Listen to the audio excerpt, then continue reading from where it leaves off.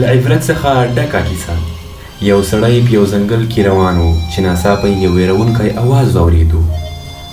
اواز وار په وار تېزېدو. سړي چې شاته وکتل، یو وږی زمری د ده خواته روان دی. سړي په تېښته پیل وکړ. وږی زمری شیبه په شیبه سړي ته ورنږدې کېدو چې ناڅاپه سړي یوه ساه ولیده او پړی هم پکې ځوړند و. پړی یې ونیو او سا ته یې ځان وغورځاوه. سړي په ساه کې ځان زړېدلی ونیو. لږه شیبه وروسته د زمري ویرېدونکی اواز کم شو. سړي په ارامه ساه واخیسته. پام یې شو چې په ساه کې یوه غټه او وحشتناکه بلا پرته دی چې ډېر وحشتناک او غټ شکل لري او د ده د خوړلو لپاره شیبې شماري.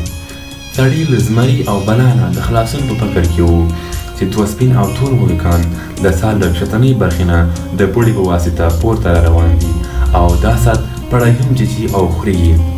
ویرېدلی سړی پوره زور پوړې ته ټکان ورکوي تر څو موږکان وغورځوي، خو ګټه یې ونه کړه.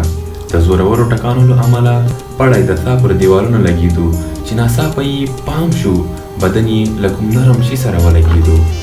چې سم ځیر شو، ولیدل چې له شاتو څخه ډک د مچیو ګبین د سا پر دیوالونو پورې نښتی دی. په شاتو لړلی لاس یې وساټو، خوند یې ورکړ. د شاتو په خوړلو یې پیل وکړ. له سړي زمری، بلا او موږکان هیر شول. ډېر شات یې ونه خوړل چې له خوب نه ویښ شو او په ځای کې نیغ کېناست. ویې ویل وحشتناک خوب و. هوډ یې وکړ چې تعبیر یې پیدا کړي.